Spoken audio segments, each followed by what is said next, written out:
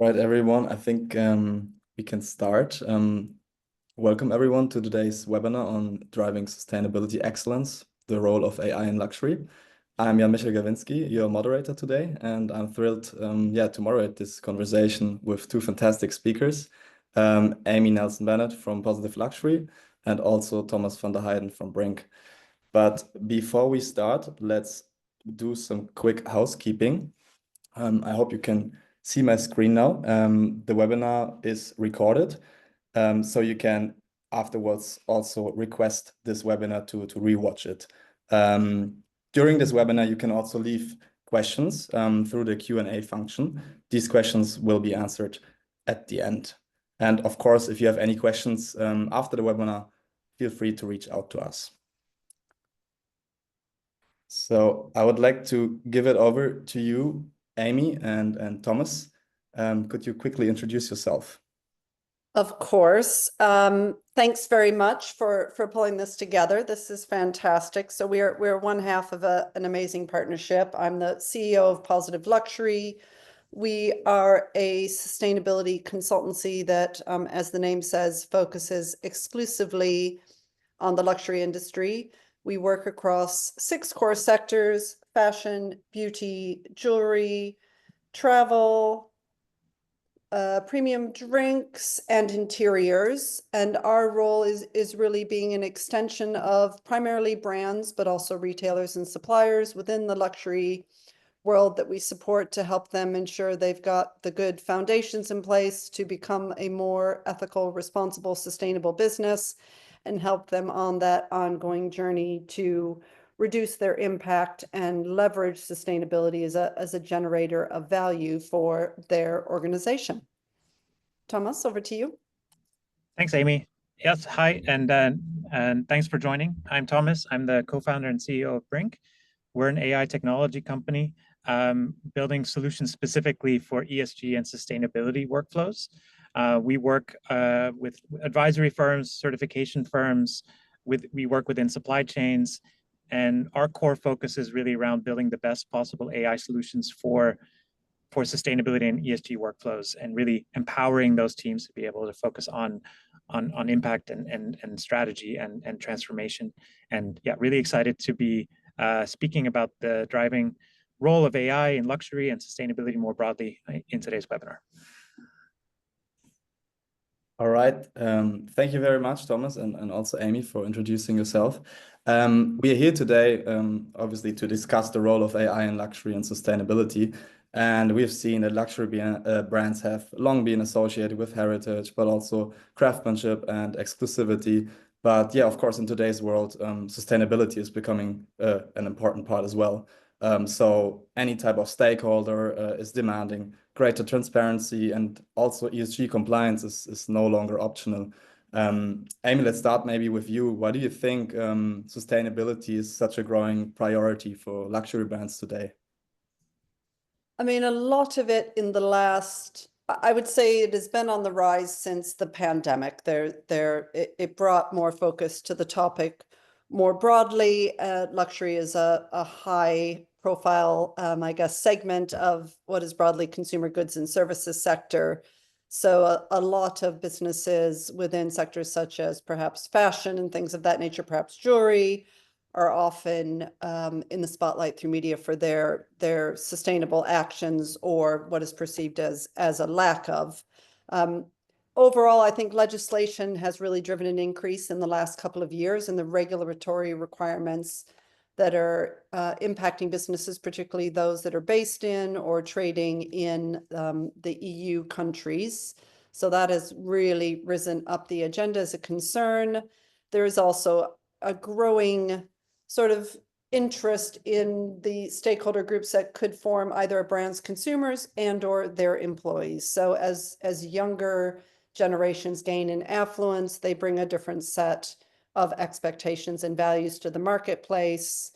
And there's growing evidence of consumers and employees researching businesses, looking for their values and evidence of that prior to either spending with them or joining them. And probably third is just the very increasing presence of climate-led disruption on businesses. It's impacting supply chains. It's impacting people's abilities to get work done in places where specialist skills or materials exist. So we're seeing the early indicators of what is going to happen to organizations' value chains as the impact of extreme weather events and other such things hit businesses. And that's also causing some to take action. But those are really the three factors: legislation, consumer sentiment, and climate-led disruption. This probably also brings us or leads us right to Thomas, and maybe Thomas, I would also ask you, from your perspective, like we hear a lot about AI and digital disruptions transforming different industries. What do you think, what role do you see AI playing in helping ESG professionals? Yeah, I mean, I would first start by saying that it would be less on really on the disruption side and more on the enablement side. I think, as Amy mentioned, right, sustainability ESG has kind of driven up to the top of the agenda within luxury and within a lot of other highly sort of industries that are sort of traditionally quite polluting, or that are sort of at the forefront of the decarbonization push. But this has led to there being sort of a lot of regulations coming out, right? A lot of regulations in the EU are sort of putting a lot of pressure on companies, on ESG teams to suddenly have to do way more work, right? It's really important work, right? We're trying to get more transparent data. We're trying to get more verified data. We're trying to get data within companies, within supply chains. But what's happened is that this has inundated a lot of ESG and sustainability teams with a lot of manual workloads that has kind of taken them away from the impact that they could make, right? A lot of organizations are really stuck within a lot of checkbox ticking exercises, a lot of regulatory compliance exercises. That's really been sort of at the top of the pain points. And AI, I really see the role of AI as being a way for these teams to be able to focus less on those types of areas and workflows and focus more on areas where humans and human creativity can really come to play, which is critically important for the sustainability transition, right? We need the best possible minds to be focused on how do I actually transform my business, all right? How do I transform my supply chain? How do I move my luxury business towards more sustainable practices? That's going to require a lot of human creativity and thinking and a lot less checkbox ticking. And I think that's really where AI can play a central role, is by enabling these ESG teams to be able to focus more on those workflows. Super interesting. Thank you for your perspective as well, Thomas. Maybe also a quick reminder for the latecomers here. We have a Q&A in the end, so feel free to drop your questions in the Q&A section, and we will answer them in the end. But thank you very much, Thomas, for your perspective. So we know now why ESG is such a priority for luxury brands, and how technology like AI can help. But of course, I think there's still significant challenges to address. Maybe Amy, I would love to hear from you first. What do you think are the biggest challenges of ESG in luxury, and especially with regards to what you do maybe at Positive Luxury?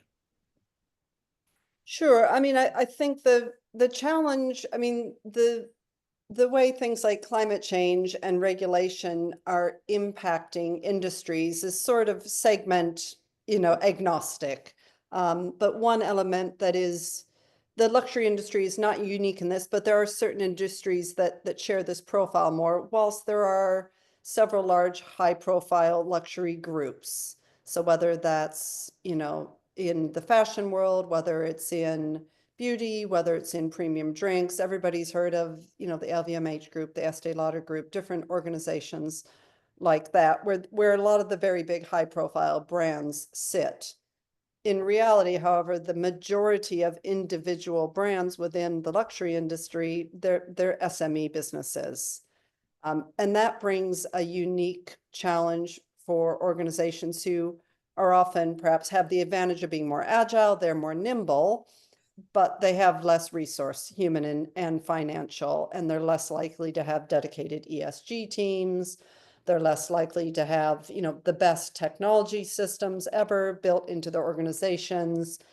There's no centralized group support function. And that is a very unique aspect of many of the luxury businesses we work within. There are people within these organizations very keen to do the work, but it's part of a larger job. There's not necessarily the dedicated expertise, and therefore the challenge that Tomas raises about we're collecting all this data, we have to meet compliant, we have to be compliant, that goes to the top of the agenda, but it's very labor and data intensive.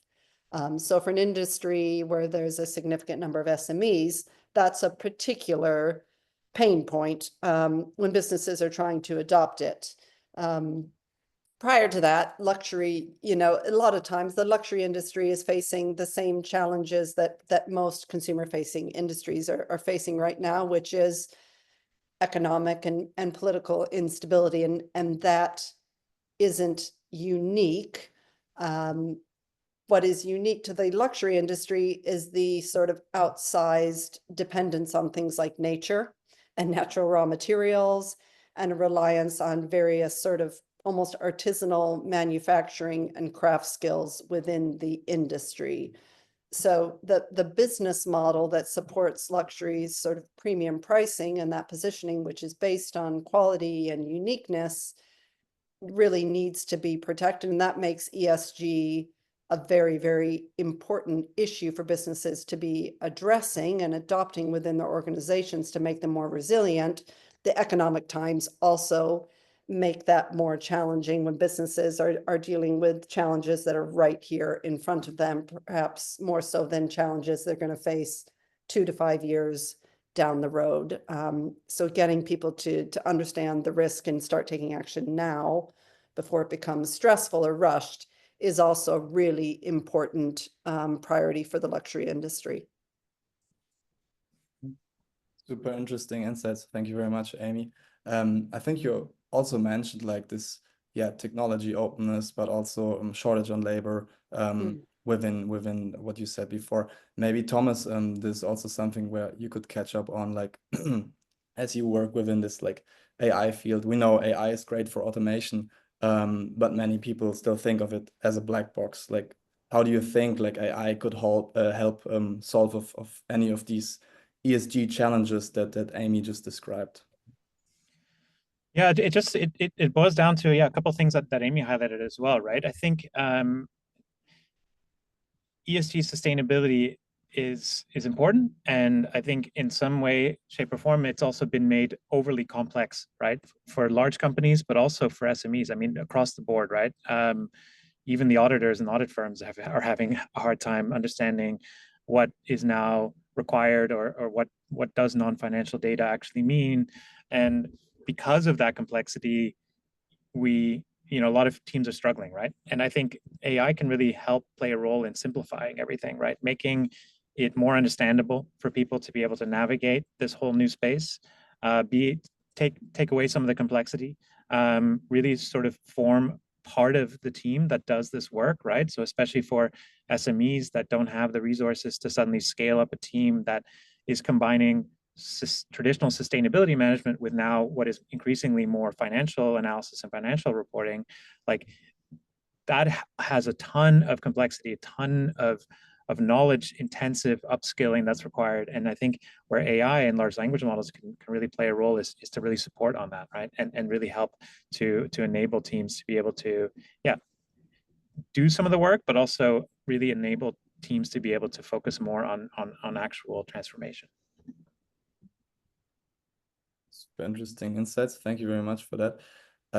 Maybe to jump over and those challenges you just described, and they basically bring us to a really exciting part of today's conversation, which is obviously also the collaboration between Positive Luxury and Briink. Maybe Amy, questioning regarding this, like, what made you decide to bring AI into Positive Luxury's ESG workflows and assessments, and maybe what specific improvements have you seen since adopting the technology? Sure. I mean, I have always been a fan. Most of my career grew up around, I guess, the sort of digital era, and businesses really having opportunities if they had a very positive and open-minded attitude towards embracing technology and how it can help your business, whether that's through operations, whether it's as a sales channel, whether it's collecting, data that helps you meet customer needs, whatever it may be. That has always been a part of my career. And at Positive Luxury, the service that we provide in, the majority of cases leads most of our brands to an accreditation called the Butterfly Mark. Now, to do that, they have to go through quite a rigorous, broad, deep assessment. They answer hundreds of questions, and the vast majority of those questions require evidence. That accreditation only has value to the businesses that earn it if it is trusted. And trust for an accreditation means that a business has provided evidence, that evidence has been scrutinized, that we have very high standards to meet certification. So there's a whole world of rigor that is absolutely critical for a certification to carry any real value and meaning to it. So when we first came across Briink, which was sort of just a serendipitous moment and was coincidental, and we saw what they were specializing in, we got in touch because we felt this is a great use of AI. AI can undoubtedly help us with what is an incredibly critical part of our business, which is looking through evidence and documents, but using the technology to do what takes us several days to do by a human. So we got in touch. We've run a proof of concept last autumn, and we have a business, say it's a medium-sized company. They come in, they go through the assessment, they probably answer, let's say, 400 questions. Let's say there's at least 300 pieces of evidence that an individual in our small business is having to go through and do that. That is days of work to do to the required standard. What the Briink tool has allowed us to do is use AI to go through not all of it, but a significant majority of that evidence and be able to identify the elements to us that make that evidence credible and believable. It covers certain areas. It's got the following data in it. It's meeting our own high standards, and we can therefore say they've got this or they don't. That is quite common as well. A lot of what we're doing is helping businesses collect evidence and data that they need. So it's been a game changer in that in our business, it allows us to take what is an important but incredibly time-consuming process and automate that so that the people we have in our business working with our clients and the brands who are trying to make their businesses more resilient, more responsible, they can spend more time working in a more creative way with those clients to help them think about the smartest way, the smartest order, what's the best way for an organization to make these changes that have a positive outcome, but also are not disruptive in the short term in a way that isn't helpful. So we are really seeing the way that we will be able to make much, much better use of our own expertise in-house in order to be a better partner to all the different clients that we work with. And that's a big game changer and is a tool that everybody who works in accreditation and certification should be looking at, because the rigor is critical, but it's exactly what natural learning can do for us, is assist us with that in a really, really big way. So it's an exciting first step in our partnership. Super interesting insight. Maybe Thomas, do you want to add on that partnership and maybe also show a little bit of what we actually developed? Yeah, absolutely. And I just wanted to double click also on what Amy said. I think it was quite serendipitous, right? I think we founded the company to really, help organizations like Positive Luxury, but also Positive Luxury's clients, right, who are spending a lot of time filling out accreditation checklists and so on. I think if you look at the world of ESG and sustainability, it's ballooned into all kinds of frameworks, checklists, both regulatory, voluntary, industry specific. And for a lot of organizations, it's basically oftentimes answering lots of questions, filling in the same questionnaires in many different ways, shapes, and forms, using the same data. And ultimately, the sustainability professionals are spending most of their time doing that and less of their time on actual actual strategy, impact, and transformation. And so we really built the company to sort of empower those teams. And I think, yeah, working with Amy and the Positive Luxury team has been a great sort of way for us to kind of, you know, on both sides, right? Figure out how we can bring more AI, more automation into this industry, and really just start to build a roadmap towards building more and more value on top of that, right? And I think it's just it's a really exciting time, I think, to be both on the AI side and on the sustainability side, right? I think we're sort of at an inflection point on both sides, right, where we could start to really double down and really start to build a lot of the sort of solutions that are going to be needed for us to actually get to where we need to get to as a society, right? And maybe just to show you a couple of things, I'll jump into the demo. Right, so the Briink platform is really sort of designed around, there's a number of different use cases. I'm not going to go through all of them today. If you want to learn more, you know, you can always get in touch. But wanted to just show you a few of the areas where we can support already, right? So I think the name of the game for us really is around taking AI, taking large language models, and building really tailored solutions around a lot of manual workflows that exist within the ESG and sustainability space. So I think the first thing to mention is oftentimes, right, as Amy mentioned, a lot of ESG and sustainability workflows revolve around questions and documents, right? So you're assessing your own company, or you are an accreditation firm and you're assessing lots of companies, and you're trying to figure out, okay, what is this company about, right? What ESG credentials do they have? What sustainability disclosures have they made or not made? And then you're trying to run assessments on that, right? And so the first thing we did is we built a solution where you can just upload any type of data, whether that's PDFs, websites, Excel files, PowerPoint presentations. You could also, for example, put in a website of a company. So you might put LVMH, for example, and want to automatically download all of their ESG content, reports, policies, and so on from the web. You could click start, and it will crawl basically through the internet, through LVMH's website, look for all of the possible sustainability information that they have disclosed on their site, import that directly into the platform. You can also upload documents. So you might upload a bunch of documents that you're looking at, whether that's your own documents or a company that you're looking at.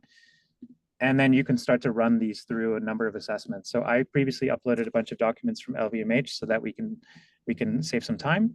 But then one of the areas where we can support is oftentimes you're running questionnaires over these documents, right? That might be an accreditation questionnaire. That might be a regulatory framework like CDP or GRI. That might be CSRD. But oftentimes it boils down to a number of different questions, right? Did the company calculate its scope 1 emissions? Does the company have plans to reduce its emissions by 2030?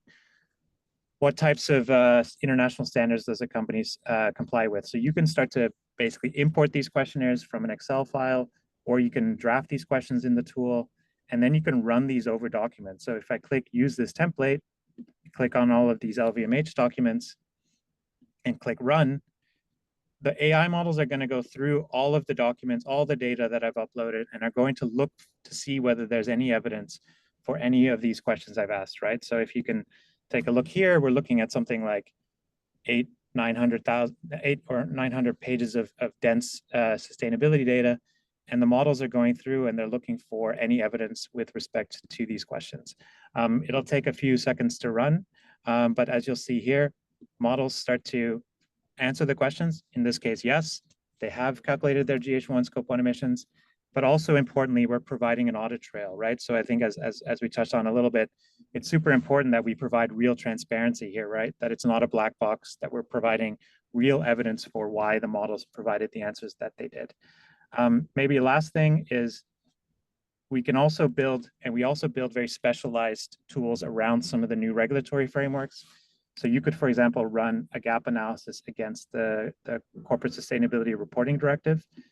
And again, you could upload the LVMH documents in this case, and then you can start to run a full gap analysis against the CSRD and get structured outputs in the sense of to what extent is this company aligned or not aligned with the Corporate Sustainability Reporting Directive? And also, importantly, how can this company improve? What are some actions that it can take to become more aligned with the CSRD? I'll pause there. There's a lot more to unpack, of course, but just to give a little bit of an insights into what types of workflows that we enable within the Briink platform. Thank you very much, Thomas. Thanks for this demo and showing how this works. Maybe now we would jump into this like future perspective of ESG and AI. Now we have talked a lot about how AI is supporting the ESG efforts of positive luxury and luxury generally today. But let's maybe take a step back and look at the bigger picture. Amy, looking ahead, how do you see sustainability expectations evolving for luxury brands? Maybe let's say over the next 5 to 10 years, but also more on a long-term view. Sure. I mean, right now, I would say what is driving businesses to take action is first and foremost legislation, particularly for people on, I guess, this side of the Atlantic, but a lot of large American businesses trading in the EU who still have to take things like CSRD into their business operations, and there's enough statewide legislation there. It's followed by probably a growing desire from consumers, and then probably the actual disruption itself. 5 to 10 years from now, I think they're going to reverse. The disruption will be increasingly meaningful and impactful on our businesses and will really drive luxury to take action. That's going to take something which is already moving up the consumer sort of wish list in terms of things that are driving their choice of brands and products and the availability of information. That's going to become increasingly important, and legislation will have become probably a pure compliance matter. 5 to 10 years from now, most businesses will have had to figure out how to comply with all that, and will have put the processes in place. I see that as quite healthy, because compliance is important and the legislation is there for a reason, but to Thomas's point, it becomes a box ticking exercise in a lot of cases, and it takes you away from thinking about how to transform your organization in a way that protects you from the impacts of things like climate-led disruption, but makes your business stronger, makes you more resilient, makes you more attractive to your consumer.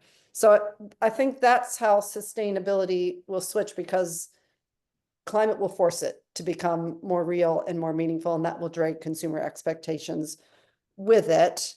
I think that's a positive and a massive opportunity, because AI is ultimately there to automate key processes that are very labor intensive, to free businesses up to be genuinely creative in their thinking, no matter what role you do. I don't just mean product design. To free businesses up to focus more on genuine innovation, which right now is a real challenge for the luxury industry, which is in a sort of contraction period with not a huge amount of innovation out there in the market. So it in many ways should be harnessed as a positive. It becomes an enabler, and it frees up intelligence across all these different businesses we work with to use their time in a much more fruitful, interesting way to help their businesses be more resilient and more successful.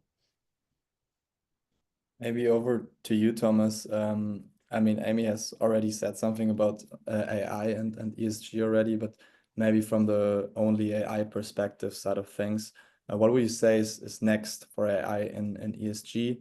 And beyond luxury, how do you see maybe AI also transforming other industries? Yeah, I mean, I think that maybe the first thing to say on the AI side, right? I mean, I've been working and building AI products now for the better part of the last decade, but it's really since ChatGPT, of course, came out over the last few years that you see a massive acceleration, right? Like, I think the one thing we can definitely assume is that the performance of the models in general are going to continue to improve at break speed, right? So things that you didn't think were possible yesterday will definitely be possible, right? I think like more and more these models will become more and more intelligent, which I think has has some real major upsides. I mean, there are also some downsides, I would say, but I think there are some major upsides when it comes to sustainability, right? So I think one, increasingly complex workflows are going to be able to be done, not just as tools, but as end-to-end workflows, right? I think one of the major things that everybody in the AI community is now focusing on, and we at Briink as well, are how do you take AI systems away from, question and answering over documents to doing an entire task, right? End to end. So for example, let's say you wanted to, or you need to answer a GRI or CDP or ESRS or even a positive luxury assessment, right? How do you actually use an AI system to be able to do the whole workflow, right? Or at least 80 to 90% of that workflow, right? Everything from researching the web, answering questions, verifying the data, creating the report, figuring out where the improvements are that you can make as a business, doing research into your industry, into your competitors. All of those things can be combined into a system that sort of works semi-autonomously, right, within your organization. And I think that's super exciting, I think, from a technology standpoint, but I think you can already see a lot of those use cases and value that can create within a business, right? To give an example, you might be only right now as a luxury business looking at a small percentage of your supply chain, right? But what if you could look at a much bigger percentage of your supply chain, right? Because the amount of work involved in doing that has gone way down, right? That's going to be very important from a risk perspective, right? I think if we really take seriously the fact that climate change is going to force us to become more resilient, we're going to need to know how to navigate that, right? Before it actually starts to impact us too severely, right? And a lot of that has to do with having much better visibility into your own business, but also into your supply chain, into where things are going. I think that's going to be very hard to do if you try to scale that with just your team or working with advisory firms. You're going to need to figure out how to do that with technology. And I think that's an area where I think where it could become very exciting in the coming years in terms of where the technology could really play a major role in the sustainability transition.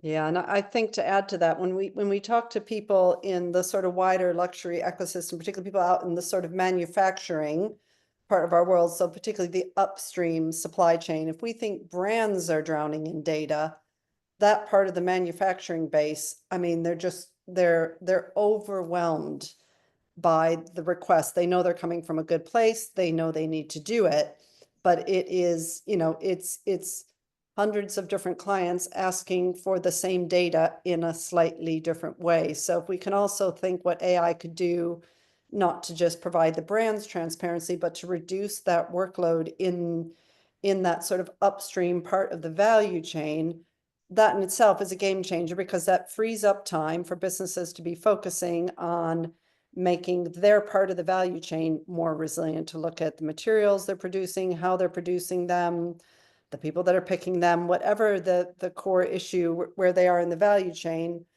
Everything that is freeing up that sort of data crunching manual process has got to be an enabler of positive progress when it comes to making businesses that are more resilient, regardless of where you are in the chain, to help deliver a better outcome for all, hopefully at the end of the day, whether that's people, whether it's nature, whether it's the businesses themselves.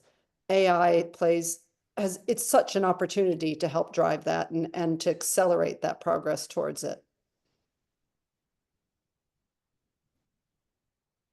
Thank you very much for your perspectives. I think now that we have talked a little bit about the topic and ran into different topics as well, we would like to open up the Q&A session. Just another reminder for all of you attending this webinar. Feel free to give us some questions just in the Q&A sector here. We have already received lots of questions. Maybe I can start with this one, and this is specifically for Amy. Do you think the luxury sector should adopt AI more broadly? Yes, I do. I think it is something that businesses should be considering in varying different aspects. I think it has a way to combine sort of systems that to get more value out of disconnected systems that businesses operate. So looking between your raw materials, your finished goods, your merchandising systems, your volume projections, packaging. There's so much data that is sitting around on either disconnected systems or frankly in Excel spreadsheets. And I would start with AI and how it can help clean that up and enable businesses to make smarter choices that actually help them perhaps find ways. In my view, you should be able to take actions that make your business more sustainable, that also provide you financial return and data and information that allows you to carve out preference with consumers and employees. But to Thomas's earlier point, if you can't see all the data that you need to understand where the opportunity lies. So I would start there with businesses, but I've seen AI do amazing things in terms of creative production and enabling businesses to turn around highly creative output that they want, but at, again, breakneck pace in the way that only this sort of technology can. It should be a way to monitor sentiment and be able to track things in the open space. It should make reporting and disclosure much easier, whether that's sustainability information or other types of information. I just think it unlocks a world that allows businesses, again, to be I guess, more transparent and more accountable for their actions and to be able to communicate that in a way that is friendly for the public, but also to automate highly administrative processes that are important, but they're time consuming because of the detail, and to free up that intelligence that sits in every department of every luxury business to be used in a much more productive, creative, satisfying way for the brand. Yeah, I wanted to just maybe follow up on that as well, because I think we talked a lot today as well around AI and taking over administrative tasks and sort of back office tasks, right? But I think where I could see playing a big role as well within the luxury industry is really on the creative side, right? I think we as a business like Briink doesn't just build AI products for partners and clients, but we also internally use AI solutions all the time, right? So, and where we see real benefits is you can use AI systems that start to kind of get a sense of your business, get a sense of your industry, and really help you to kind of accelerate the creative process as well, right? Because if they have a bit of a sense of you and your business, it can be used as sort of a launch pad for more creativity, more like thinking a little bit outside the box in terms of like, what can I do as a business in this and so area, or how can I become more creative in this and that area, rather than replacing those creative elements. It can sort of use, it can be used, and we use it, for example, sometimes internally as well, when we're thinking about, okay, how should we evolve our product roadmap? We have a bit of a sense, but we can also work with AI models to kind of like accelerate those creative juices, which I think is also a really great benefit of starting to use AI more and more within your workflows.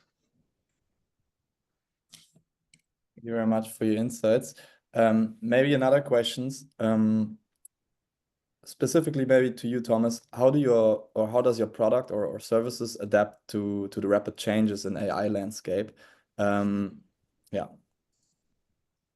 Yeah, I mean, I think that's a great question. I think in general, what we look at and is, and this is something that Sam Altman from OpenAI says all the time, right? I think sort of we always take a look at, okay, what are the big large language model, foundation model companies? Where are they going to invest?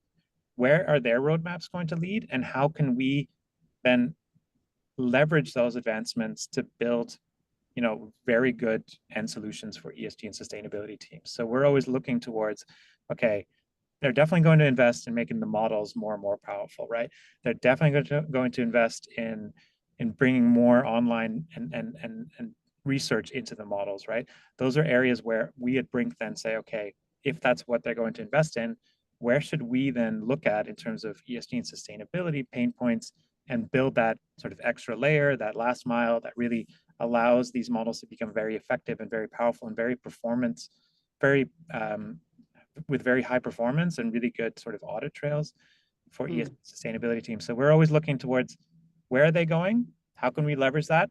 And what are the areas where they definitely won't invest in that we should invest in as a domain specific provider within the space? Thank you very much, Thomas. There was also another question within this whole question. You already answered it a little bit, but how dependent is Briink to these technologies? I mean, Briink, is not building. We're not building our own large language models, right? I think both because it's super costly, right? It takes billions, but also I think we want to minimize the number of people that are building large language models, right? There's also a carbon intensity to training large language models, right? So I think where we leverage a number of them in our technology stack, right? So we work with a number of different models, both closed source models, but as well as open source models. We also built some of our own models internally, but we really look at which models are the most effective where, right? Some of them are better at reasoning, some of them are better at math, and then we look at, okay, how good are they just out of the box? Typically, they're not good enough out of the box for a lot of ESG and sustainability workflows. So then we look at, okay, what do we need to do to make them very good at ESG and sustainability, but also how do we build end-to-end solutions around those? So we work really in sort of collaboration with everything that's happening within the AI space. Thanks for these insights.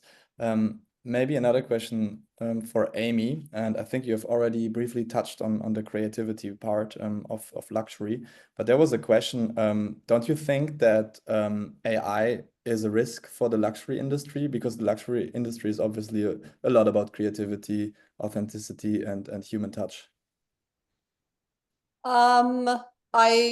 I fear that it will be perceived that way. I mean, obviously, based on what I've said before, I see AI as a way to, I used to run luxury businesses before I did this. And if I think of how I could use it in my organizations now, it would be everybody from a finance assistant up to me using it so that every single one of us reduces the time we spend as part of every single job, no matter where you are in the organization, doing tasks that require significant attention to detail and that are labor intensive, but that's what you need to do them well, is you need incredible attention to detail, you need a lot of detail, you need time, and reuse that time to actually be more creative, whether that's the traditional definition of creative or whether it's taking a finance function and streamlining that so that what they're doing is spending more time analyzing performance and finding suggestions for business improvement.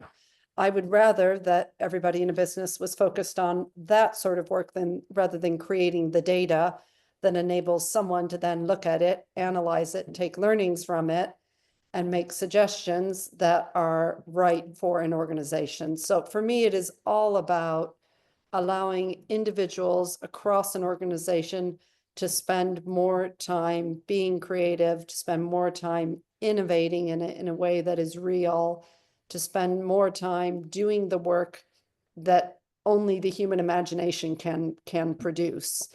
But stimulus is really good for that, and AI is incredibly good at producing stimulus to trigger good creative thinking.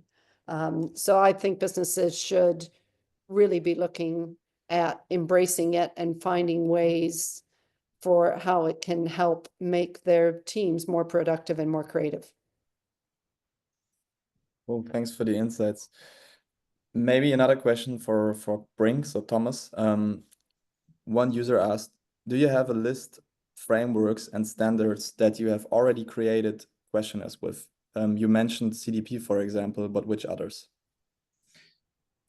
So yeah, at Briink, we're able to support any sort of framework, right? So any framework that involves answering a number of questions over a set of documents, we can support in the Briink platform. So that includes, for example, CDP, that includes CSRD, that includes SFDR, GRI. Basically, any of the acronyms are areas where we can support within the Briink platform.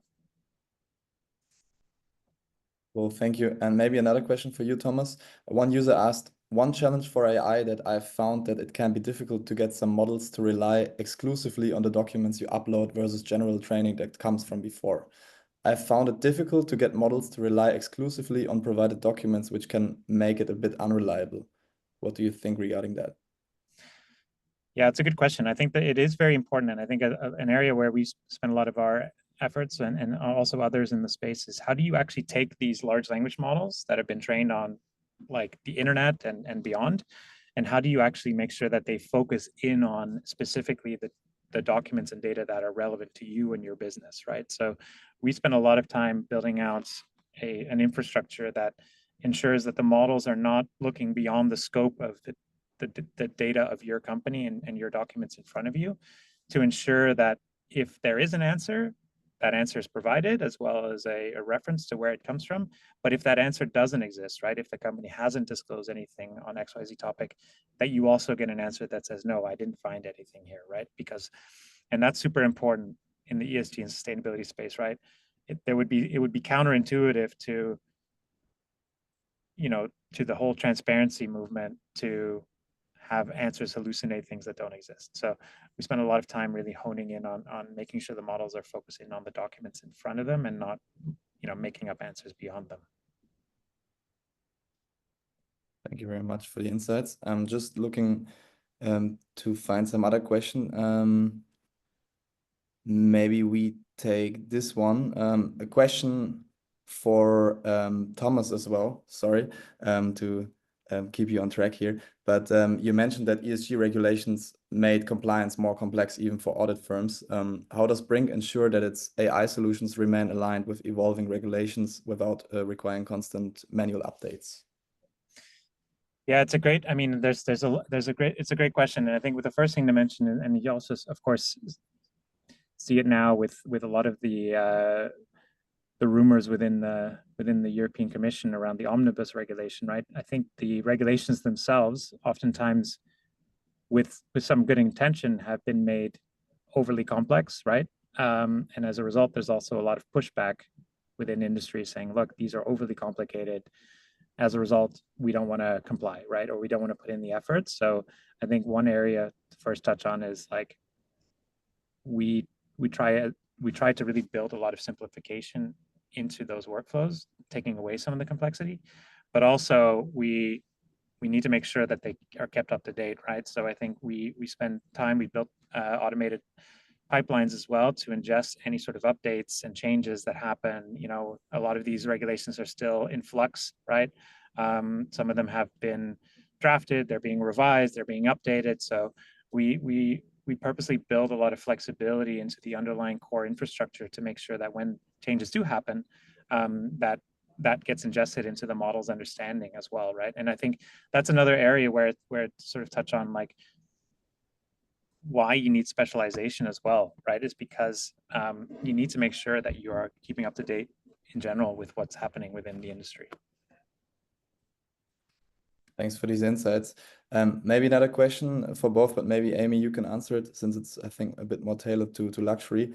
On a concrete example, when I think of sustainable luxury, the second-hand luxury watches pop into my mind. How do you think AI can support towards the growing demand for certified, high-quality, pre-owned luxury timepieces and thus offering a sustainable and profitable business model?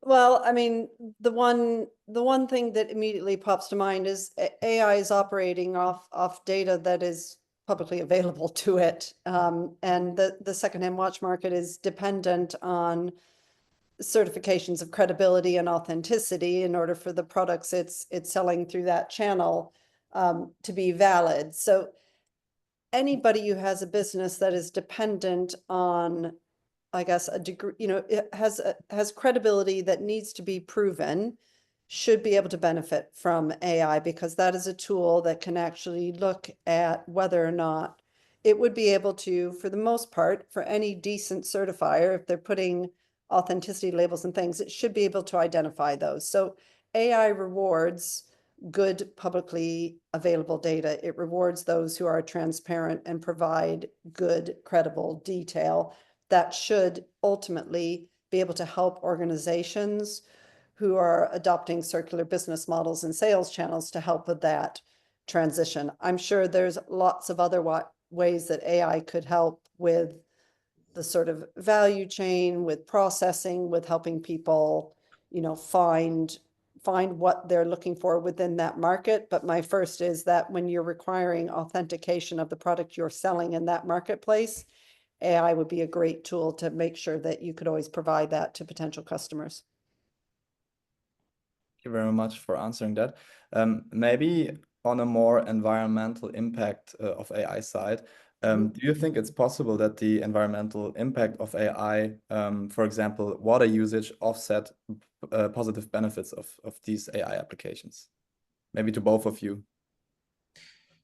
Yeah, maybe I'll jump into that. I think it is super important, right, that we need to look at not just the impact that AI can have on a lot of the workflows we've been talking about today, but what is also the ultimate impact at the moment for training large language models, right? I think it does take some level of resource intensity, right, to train some of these larger language models, right? I think you need lots of training data, you need data centers, and I think there has been some pushback as well against some of the big foundation model providers, OpenAI, for example, but others, in terms of, do you actually need this level of energy intensity to train these large language models, right?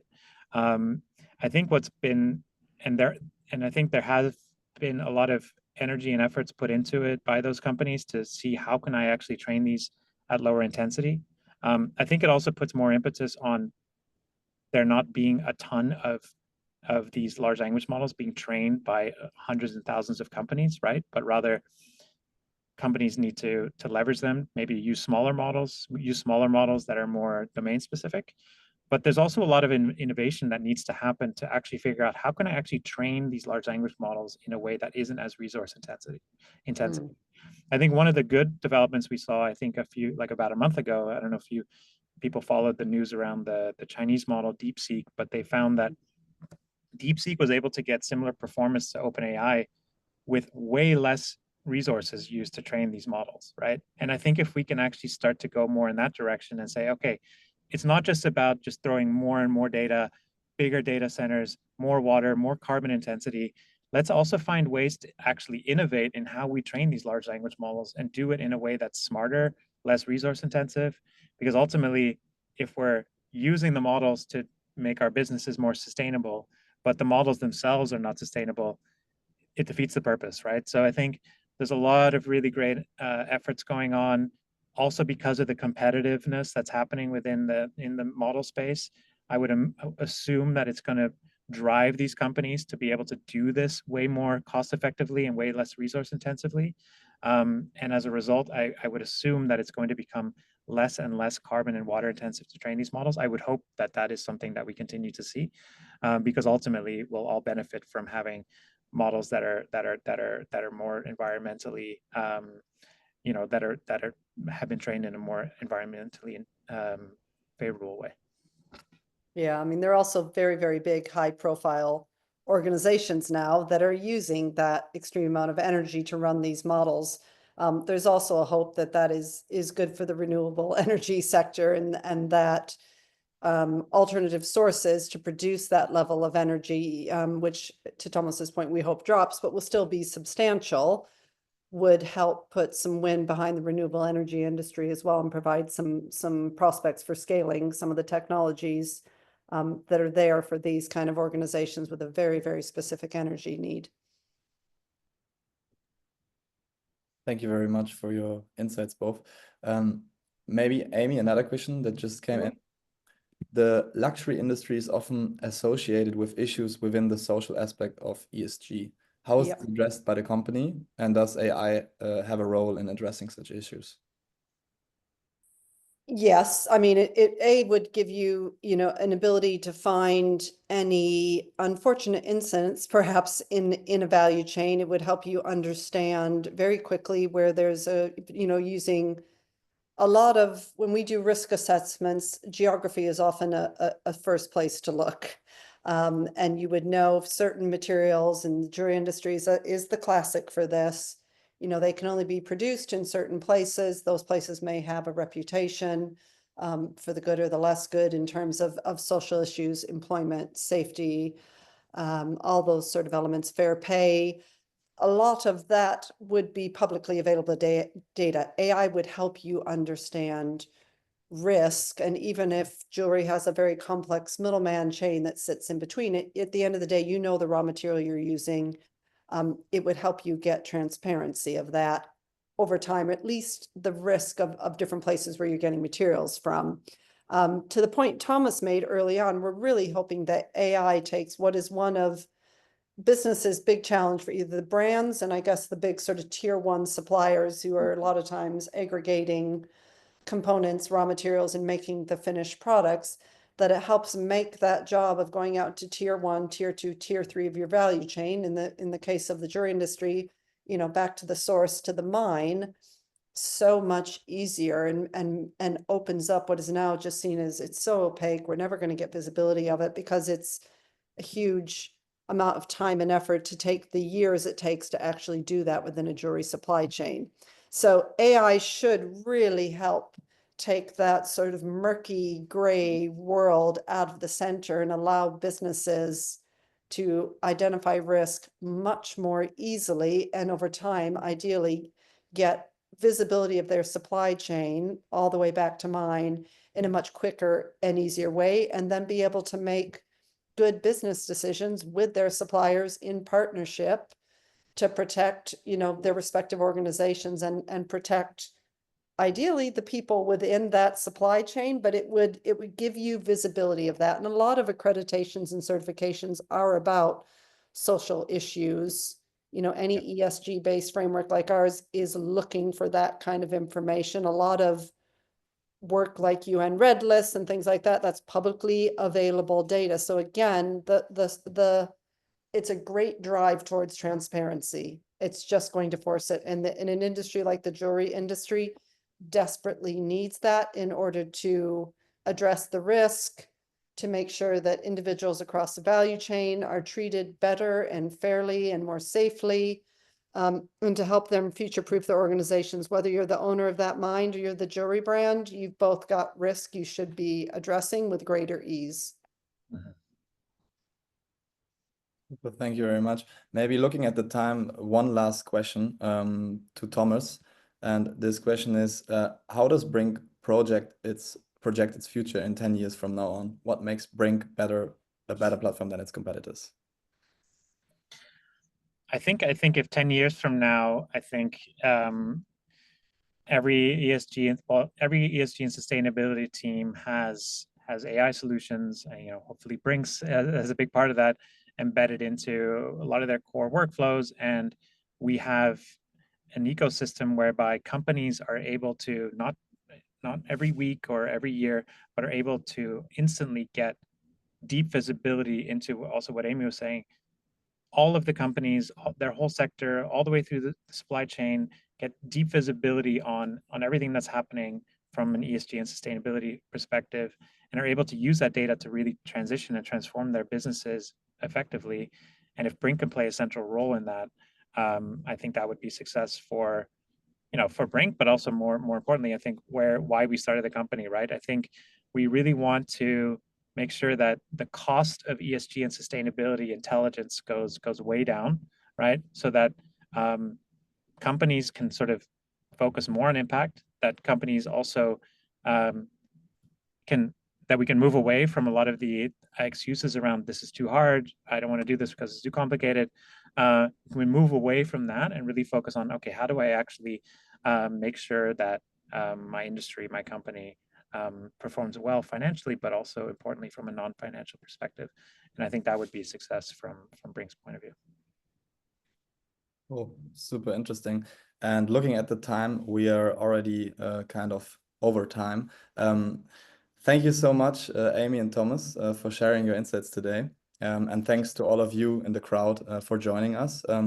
If you would like to continue the conversation, feel free to connect with us on LinkedIn, connect with Amy, connect with Thomas, but also feel free to ask your question directly that hasn't been answered now.